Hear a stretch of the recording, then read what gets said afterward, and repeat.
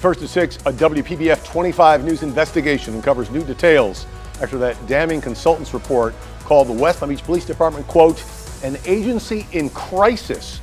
Tonight we're learning about some crimes that are not being investigated at all. And new video showing roach-infested patrol cars, just one of the issues plaguing the department in one of Florida's fastest growing cities. Good evening, and thanks for joining us here at 6 o'clock. I'm Todd McDermott. And I'm Felicia Rodriguez. Investigative reporter Terry Parker joining us live in the newsroom with more on what she's uncovered. And Terry, these are some serious issues the department is now facing. Exactly right. And now I've obtained some new video from a former officer that shows roaches crawling inside of a police patrol car. That's a disturbing image, but it's just one symptom of what this consultant calls chronic understaffing, failing equipment, and dangerously low morale. And now we've learned from that report that some crimes, including property and even violent cases, aren't being investigated at all.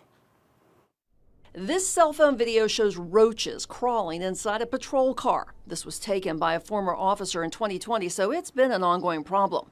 The outside consultants report commissioned by new Chief Tony Araujo also says the police SWAT truck is rusting out so badly, its frame is failing. There's more. The consultants saying the 22-year-old bomb disposal truck is one of the most dramatic illustrations of a long list of outdated or failing equipment, as is the department's 20-year-old bomb diffusing robot. That's all worrisome enough and part of the devastatingly low morale problem. But here's where it affects public safety.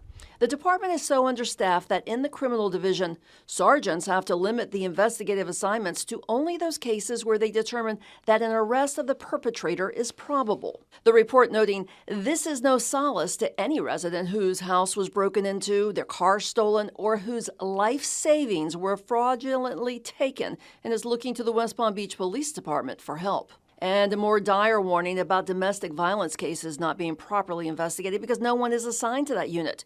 When these cases fall through the cracks, innocent victims run the risk of being murdered, as the Broward Sheriff's Office recently experienced.